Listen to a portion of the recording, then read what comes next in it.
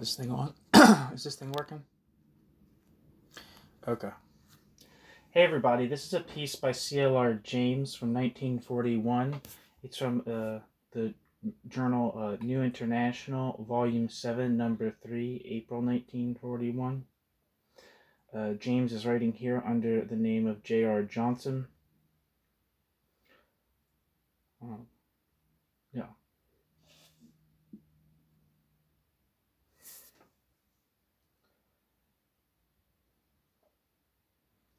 So, it's titled Russia, a Fascist State. Many comrades to accept, quote, in the main, end quote, Trotsky's method of analyzing the USSR, but wish to change his conclusions. They are pursuing a false path. Trotsky's basis was the state property form. If Trotsky was strong, it is there at the start. If Trotsky was wrong, Jesus Christ, it is there at the start. To break with that will not be as easy as might appear at first. The whole method of political economy is involved. Every generation inherits productive forces at a certain stage of development: hand plows, spinning wheels, Ford assembly plants. Each level of productive forces demands a corresponding method of exchange and consumption. Within these given conditions, men form social relations with each other, fundamentally classes. The class which rules production forms its own state and its own property forms or property relations. Property is the right to appropriate, which has sprung from the duty of organizing production, or in simpler ages of regulating society. Production determines property. Property does not determine production. Property relations are but the legal expression of the social relations of production. The property relations have no validity apart from the social relations. Suppose you have asked a Southern slave owner to analyze slave production. He would say that the first necessity was to own property in slaves, and if he were a man of books, he would say that slave society rested on the juridical level, the title which he had obtained when he handed over his money. It was Marx who exploded this bubble. The legal tide, the juridical detail, was transferred from one owner to another by the sale, but not created by the sale. Quote, it was created in the first place by the conditions of production. As soon as these have arrived at a point where they must shed their skin, the material source of the title, justified economically and historically and arising from the process which creates the material requirements of life, falls to the ground, and with it all transactions based upon it, end quote. Marx.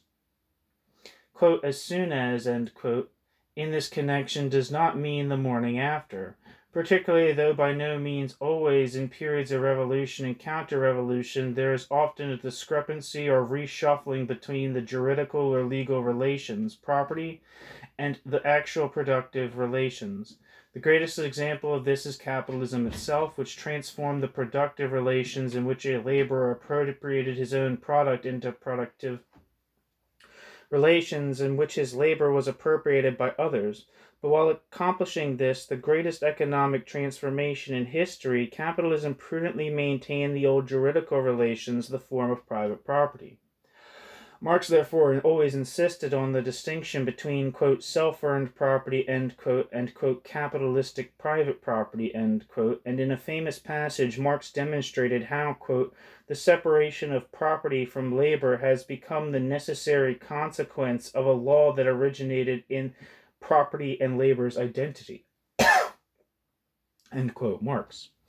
A very important conclusion can be drawn from this.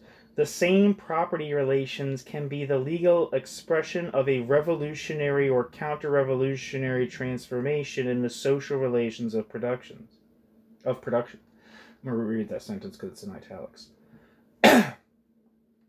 The same property relations can be the legal expression of a revolutionary or counter-revolutionary transformation in the social relations of production. This is not the same as the process of one class substituting itself for another class in the same type of society. It is the substitution of one method of production for another method of production within the same formal juridical relations.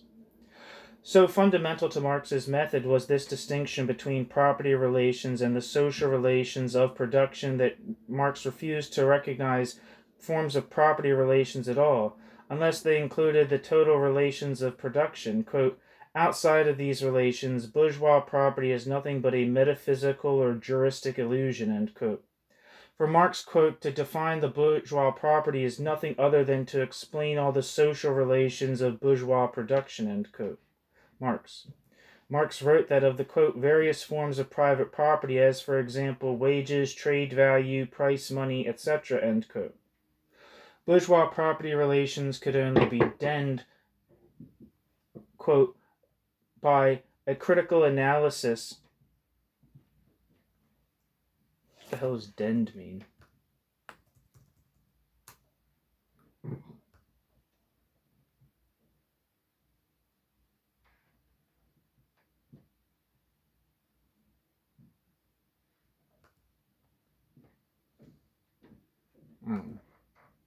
That's what it says on Marxist.org.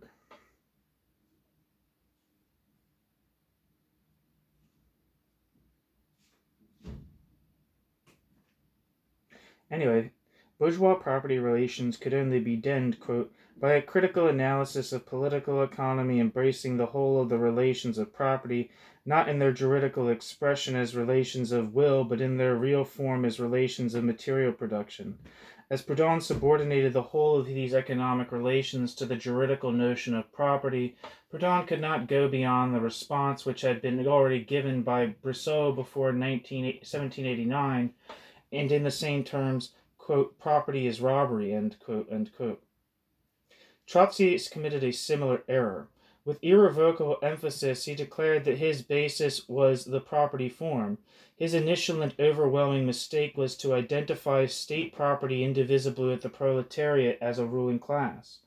As late as October 1933, Trotsky declared that a, quote, real civil war, end quote, between the proletariat and the bureaucracy was impossible. The history of his theory is the record of his retreat step by step from his initial position until, in the USSR in war, he abandoned it. Thus Trotsky and we who follow him fail to distinguish between, first, means of production in the hands of the state, where the state is merely an economic form like a trust, a bank, or a cartel. Second, state ownership as a purely juridical relation, which tells us more than that it is the duty of the state to organize production and and distribute the product. And third, a worker state, i.e. a state transitional to socialism. This last is not a juridical question at all, but a question of the economic conditions and social relations of production, which can be summed up in one phrase: is the working class master or not? The third category includes the other two, but neither singly nor together do the first two necessarily include the third. We have made a colossal error here in the past. We must recognize it frankly, abandon the method decisively, trace its historical and theoretical roots and consequences, and start afresh. Lucky for us that we have not to do it in the heat of action as the Bolsheviks in 1917. Within the state property form, the working class can be master as in 1921 or enslaved as in 1941. Two such antithetical social relationships alter the entire character and movement of production, that is to say, the very type of economy. New section.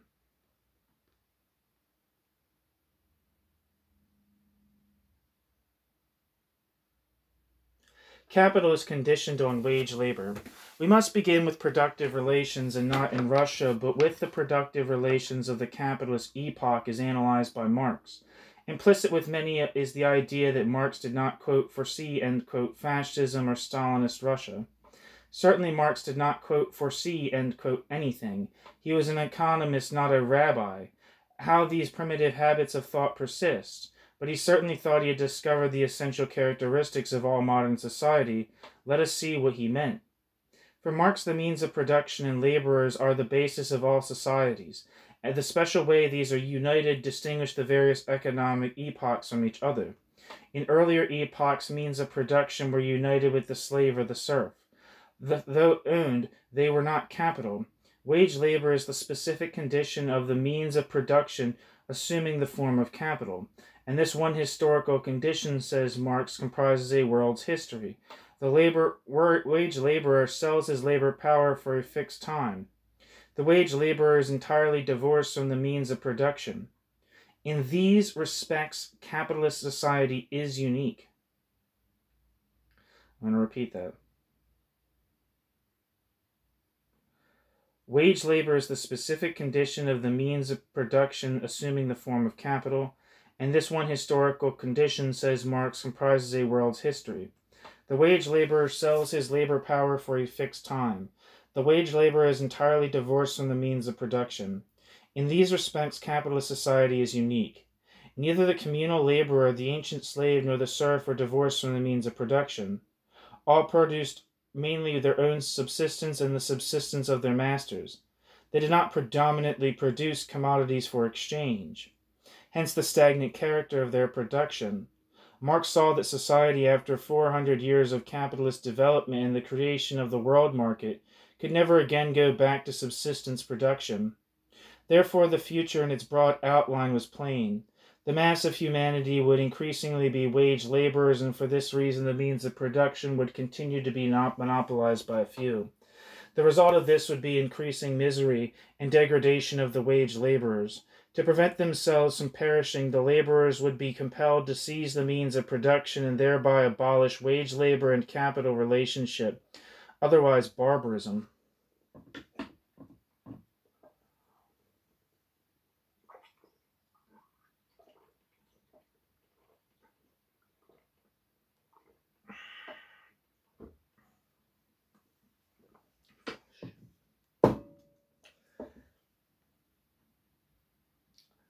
This is all he said, and it is plenty. In that sense, there is no possible economic structure of society, i.e. combination of means of production and laborers, which Marx's analysis did not embrace. Marx's analysis did not embrace. As fascist, quote, class, and, a fascist, quote, class, end quote, may arise, in the narrow sense that Bukharin speaks of rentiers in the economic theory of the leisure class. The fascists may even supersede the bourgeoisie entirely, though I see no sign of it. How would that affect the economic structure of society? They would produce for all as they said they would.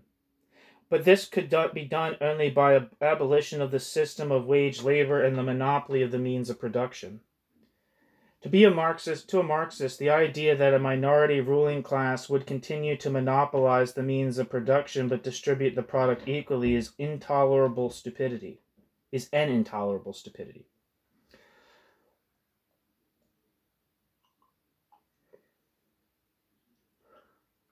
Or the fascists would bluff, mediate, and maneuver Bonapartist fashion, leaving the mass of producers as wage laborers, which is what they have actually done.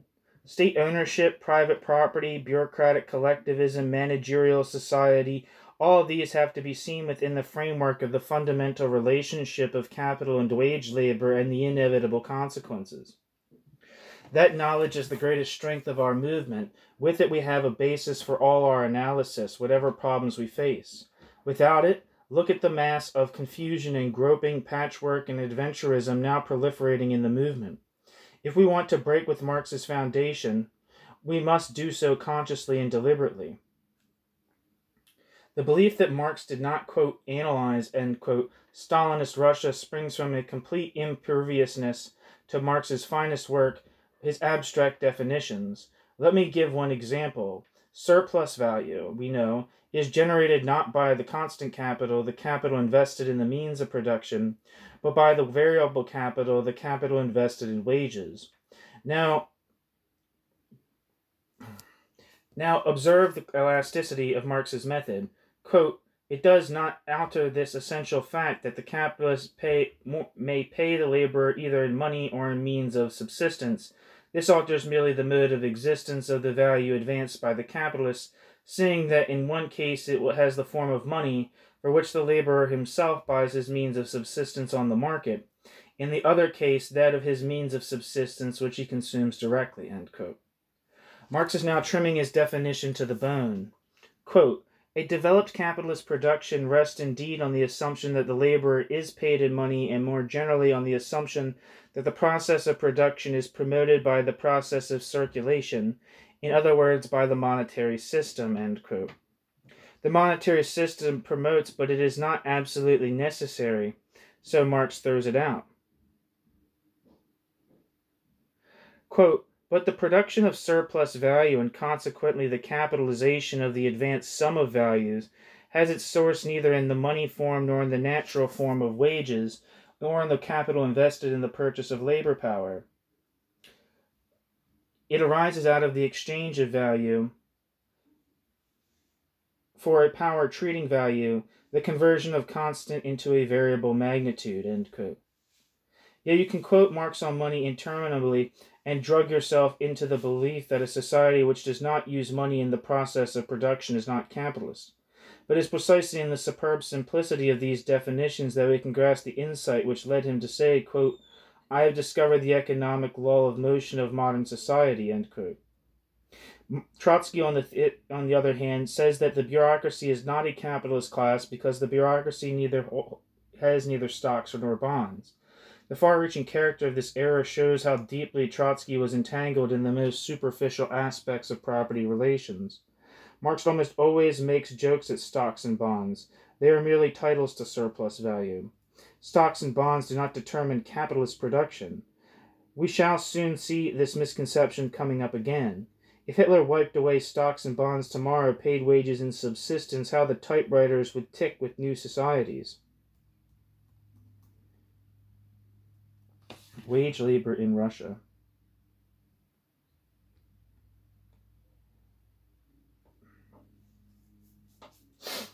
In Russia, the proletariat is a class of wage laborers. The peasant, despite all the fictions of the property forms, are wage laborers, some of them receiving part of their wages in subsistence and all receiving a strictly controlled bonus on the year's work. This predominance of wage labor makes the means of production capital. The means of production monopolized by a section of society, in their role of capital, have an independent life and movement of their own. The bureaucracy then becomes what Marx always insisted the capitalist class is, merely the representative, the agent, the personification of the incarnation of capital. The agents or representatives of the means of production as capital can call it state property or common property or private property or Peruvian property or bureaucratic state socialist property if they have good reason enough for doing so. They may have monopolized the means of production for 5 generations or for 5 years. They may organize and appropriate in open competition with each other or through their state. They may plan the economy and lead it to chaos, or they may have simple old-fashioned chaos without plan. But from the juridical and metaphysical fiction of the abstract property relations in Stalin's new 15-year plan, all are to be analyzed and appraised only in the light of the primary social relation, the class struggle.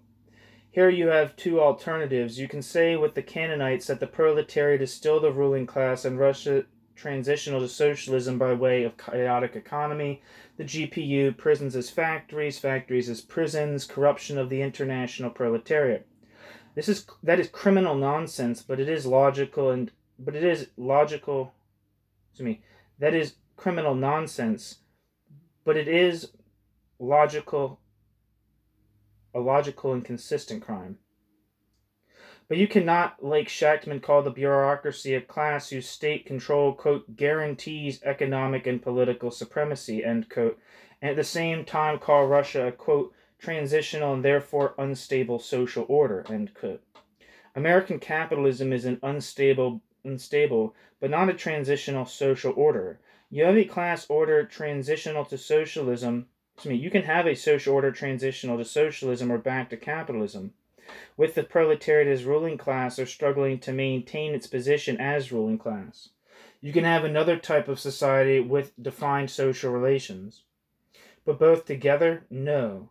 If you say with Shachtman that the bureaucracy is a class and, quote, owns the state and therewith the state property, end quote, You are saying that the ruling class in Russia, quote, owns, end quote, the means of production.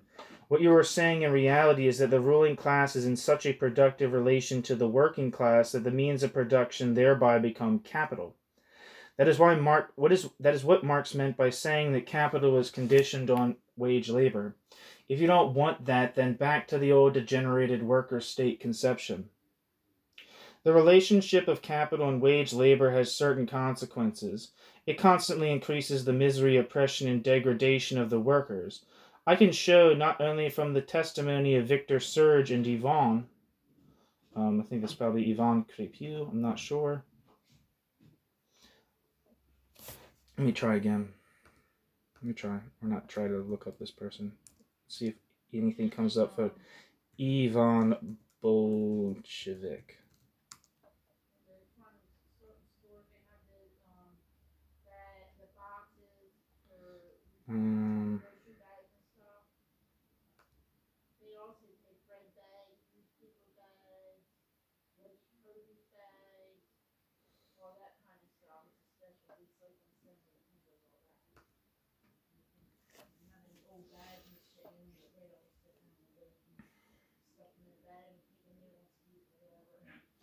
I'm not seeing anything for Yvonne. Okay. The relationship of capital and wage labor has certain consequences. It constantly increases the misery, oppression, and degradation of the workers. I can show not only from the testimony of Victor Serge and Yvonne, but from independent investigation of Stalinist sources that the average income of the Russian workers, which in 1936 was already less than it was in 1913, is today somewhere between 500 and 75% of the 1913 level, despite the manifold increase in production. The workers' oppression, slavery, and degradation are the worst in the world. Never before has there been a regime in which the gap has been so wide between what is preached and what is practiced. The degradation of human personality has reached unbelievable depths. Socialism will be built by free men, not by driven slaves. Stalinist society can build only capitalist barbarism, and it is and will become more barbarous, not in spite of, but because of the immense centralization of capital, this time in the hands of the state. That is precisely Marx's theory of increasing misery. In 1936, Trotsky admitted that 15% of the population in Russia received roughly as much as the national income of the remaining 85%. Today, that disproportion is infinitely wider and approaches the distinction in capitalist states. Here we have exemplified Marx's theory of capitalist distribution. Distribution is merely the reverse or reflex of the social relations of production. Accumulation of wealth at one end of society and misery at the other is a law of all societies. But this process in slave society is entirely different to the process in capitalist society. In capitalist society, misery and wealth accumulate directly because of the increasing productivity of labor. Hence the dynamism of capitalist development and the long centuries of ancient and medieval stagnation. For historical reasons, this movement has been tremendously accelerated in Russia, but the movement itself is strictly economic. It is illusory to hope that if given a chance, Stalin will change and raise the standard of living of the masses.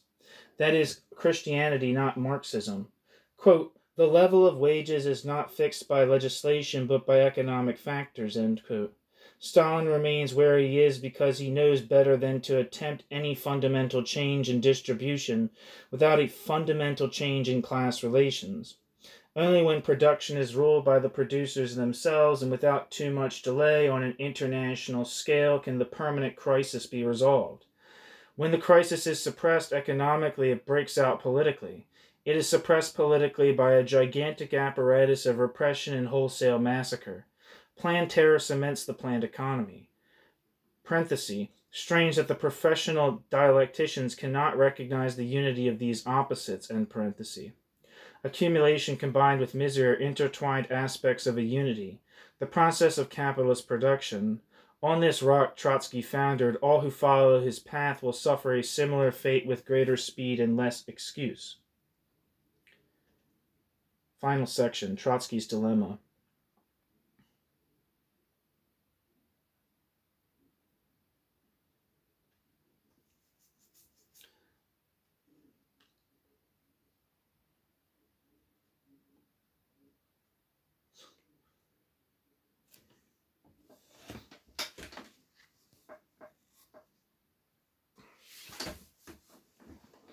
In one of his last articles, Trotsky exposed this dilemma.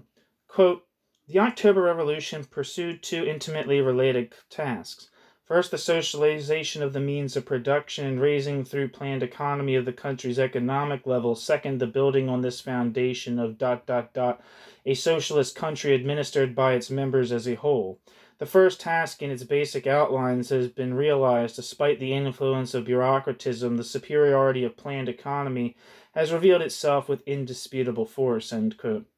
Now, for what he says is intimately related, quote, "It is otherwise with the social regime. In place of approaching socialism, it moves further away," end quote. So that, though intimately related, they grow further apart. Why? Quote, "Owing to historical causes which cannot properly be dealt with here, there is developed on the foundation of the October Revolution a new privileged caste which concentrates in its hands all power and which devours an even greater proportion of the national income," end quote. Why? That is the question of questions. Trotsky could never give a satisfactory answer, yet the solution is simple. What economics hath joined together, not even history can asunder. Make the verbally intimate relation really intimate by changing two words in the last sentence. Quote, ... "A new privileged caste which concentrates in its hands all power and therefore devours an ever greater portion of the national income," end quote. Trotsky says that there isn't enough to go around, but why do the workers get the short end? Why does it grow worse every year? Will it ever stop?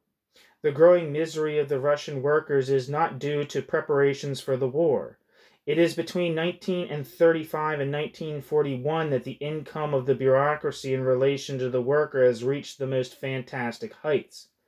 Like Brissot and Proudhon, who made property a, quote, "independent relation," end quote, Trotsky is compelled to explain all by super theft, by declaring that Stalin's state is organized 9/10 for stealing and Stalin's supporters are thieves. That is useful as agitation. It is not analysis. The only explanation is that the predominance of wage labor compels inevitable results. Was there wage labor in Leninist Russia? In form only, or yes and no, as is inevitable in a transitional state, but much more no than yes.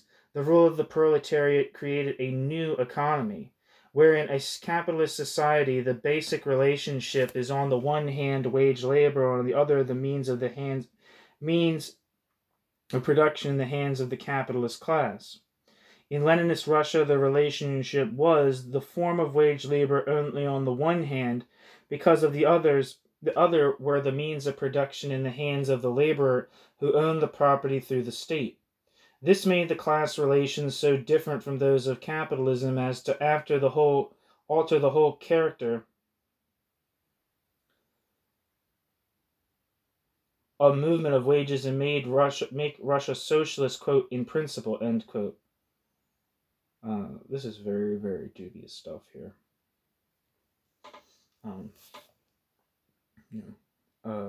And this all goes back. Sorry, I'm going to reference this piece again. I really recommend you listen to on this channel the historical problems with C.L.R. James's interpretation of Lenin by Matthew Quest. You could definitely say there was some type of capitalist relation during the new economic policy, of course. And you can also say that there was an extremely authoritarian labor regime happening in the periods of war communism.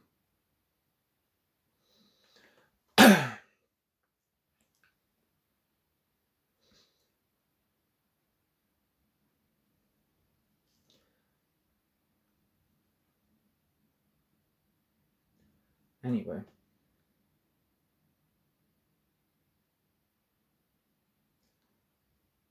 So where was I? I can't really figure out.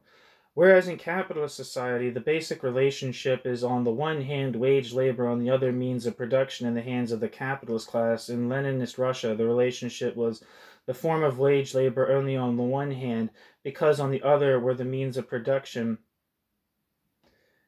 in the hands of the laborer who owned the property through the state. This made the class relations so different from those of capitalism as to alter the whole character and movement of wages and make Russia socialist, quote, in principle, end quote. To lump this together with wage labor in the Marxian sense is to believe that the way from New York to Montreal is the same as the way from New York to Miami. It is to miss completely the role of the Russian proletarian state in the transition period. The aim was to increase well-being instead of misery. Without world revolution, workers' ownership was doomed. During the first 5-year plan, Stalin tried to abolish transition. It cost the lives of some 10 million men. It is impossible here to trace the complete economic development, but first, the workers lost direct control, then the Stalinist constitution marked the end of the pretense that the workers owned anything, and labor therefore takes its unchecked course of increasing the misery of the Russian workers, except for Stakhanovites and others whom Stalin bribes to support his regime. This is exactly what Marx, quote, foresaw, end quote. Before this discussion is ended, it will be seen that far from being outside Marx's analysis, Stalinist Russia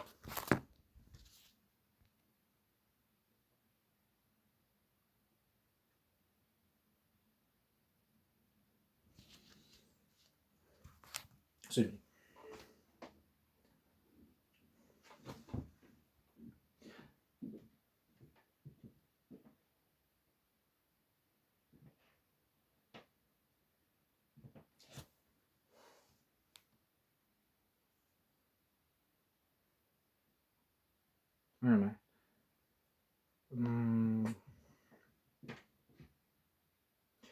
This is exactly what Marx, quote, foresaw, end quote. Before this discussion is ended, it will be seen that far from being outside Marx's analysis, Stalinist Russia is the greatest affirmation of his analysis of capital hitherto. Is Russian economy, quote, progressive, end quote? What is an economy abstracted from the class relations? As Stalinist chaos revealed itself, Trotsky could maintain the doubtful contention of a progressive economy only by the uncontested fiction of the proletariat as ruling class. In 1939, all he could say was, quote, wait at least until after the war, and then, if there is no revolution, we shall have to admit that nationalized property can support an exploiting class, end quote. In plain words, Trotsky's theory came to a complete impasse.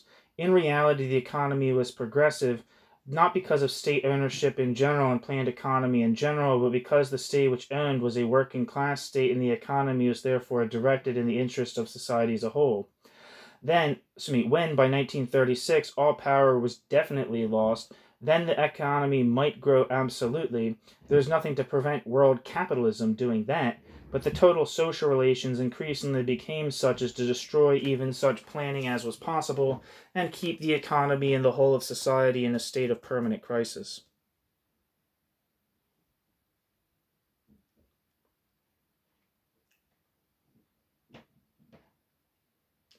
Stalinist Russia, like American capitalism, is transitional to crisis and collapse and transitional to nothing else. How can that be progressive?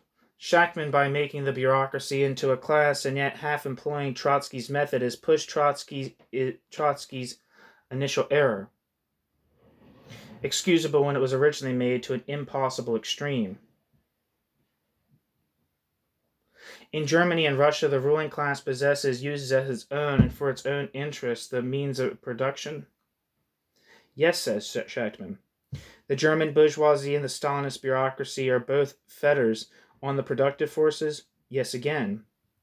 Both in Germany and Russia, these rulers monopolized all advantages of the socialization of labor and increased productivity, while among the workers grew the massive misery, oppression, slavery, degradation, exploitation? Yes. In each country, the state plans the economy to increase class power, prestige, and revenues? Yes. In each country, only a proletarian social revolution can change this? Yes. Then why may we not call the bureaucracy a capitalist class of the same economic type as the German bourgeoisie? Says Shachtman, quote, the juridical detail, end quote, of ownership is of, quote, profoundest importance, end quote. This is indeed the magnification of a juridical relation into the basis of society. Shachtman does not see that his article proves the economic identity of Germany and Russia. The intellectual reason for his failure to recognize this is that Shachtman has not made the break with Trotsky's approach. What is worse, Trotsky carries Trotsky's approach over from Russia to Germany. For example, quote, Hitler's boldness and, quote, radicalism, end quote, in all spheres is directed toward maintaining that, quote, juridical detail, end quote, that is, capitalist society, to the extent to which it is at all possible to maintain it in the period of its decay, end quote. So capitalist society depends on Hitler's not changing that juridical detail. In fact, for Shachtman, capitalist society is that juridical detail, ownership. This is our old friend the slave owner again, who believes that the slave production rests on his ownership of the slave. Marx worked for 40 years to prove not that, but the opposite.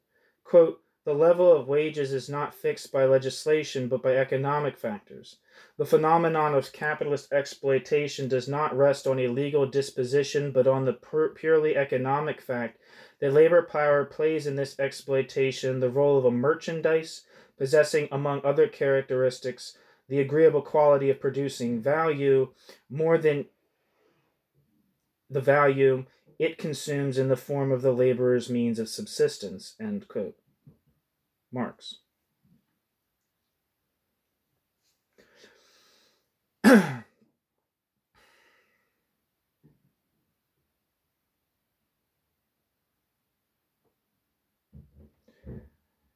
That is, German society and Russia, both capitalist. This is no incidental mistake. Shachtman's whole article is built on it, but note that it is Trotsky's methodology on Russia applied to capitalism. Russia was a worker state because the state is owned. So now, according to Shachtman, Germany is a capitalist state because the capitalists own. Social relations, the workers, the movement of production, all subordinated to the metaphysical and juristic fiction of an abstract property relation, ownership. We must get rid of this method of thinking. It is bourgeois and will lead us straight into the camp of the bourgeoisie. However calmly and educationally we wish to discuss the Russian question, we must bear this tremendous fact always in mind. After nearly 25 years of work and thought on the Russian question, the successor of Marx, Engels, and Lenin, pursuing a consistent line, invited us to enter one of the war camps, and we refused. But for the accident of circumstance, we would have been on the side of the barricades, and the leader of the October Revolution on the other. But for the accident of circumstance, we would have been on one side of the barricades and the leader of the October Revolution on the other. It is to do Trotsky and ourselves a great injustice not to realize that fundamental concepts of thought, bourgeois on the one hand and Marxist on the other, parenthesis, there are no others, end parenthesis, are here involved. Of that, more later. Today, the bureaucracy, like any other capitalist class, in proportion to its political solidarity, plans in order to get as much surplus value as possible from the workers. It plans to preserve itself against the other capitalist classes. An individual capitalist who is unable to extract surplus value goes bankrupt, gets a governmental subsidy, or allows his capital to lie fallow. The state, as national capitalist, produces in certain branches at a loss, which is atoned for by gain in others. Why is the total national capital any the less capital? Because the total national capital exploits the workers under unified control instead of in separate conflicting parts. The proof of this will be long in coming. It will involve a new capital, as in Marxist capital. The competition between capitalist and capitalist is a distinctly subordinate relation, a conflict over the distribution of the surplus value. Marx said so often. The decisive social relation is the antagonism between workers and capitalists over the production of the surplus value. The class struggle. It is not merely a more important relation than the rest. It determines the rest. Why else do we lay all our stress on the class struggle? Profit is only a, quote, peculiar form, end quote, of surplus value.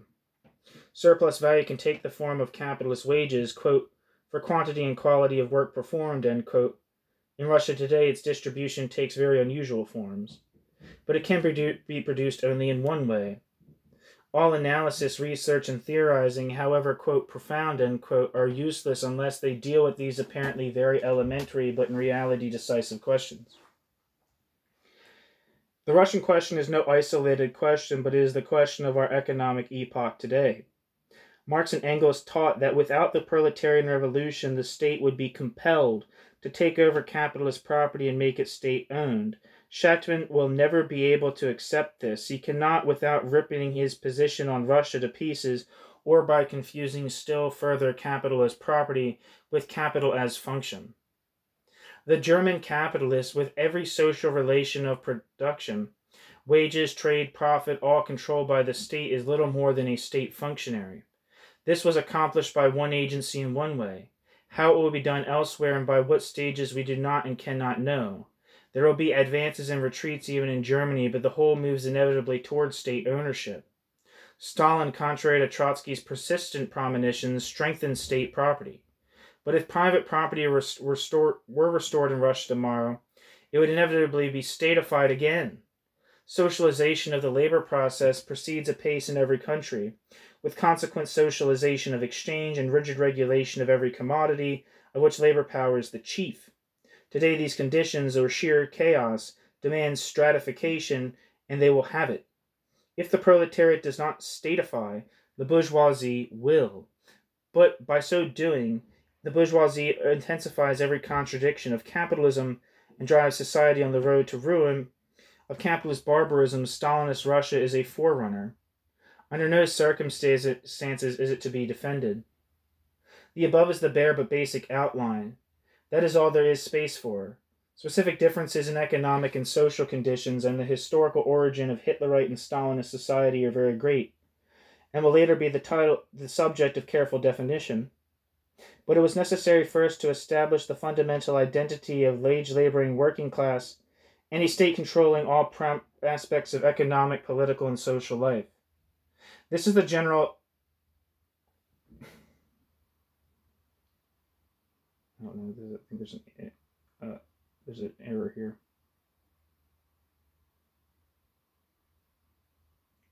It says the general FO8221, which is, I guess, a typo, but I'm just going to say this is the general form of capitalist decline and determines the steady progress to greater and greater barbarism and nothing else until the socialist revolution. The future of society can therefore be clearly posed: fascist barbarism or socialism.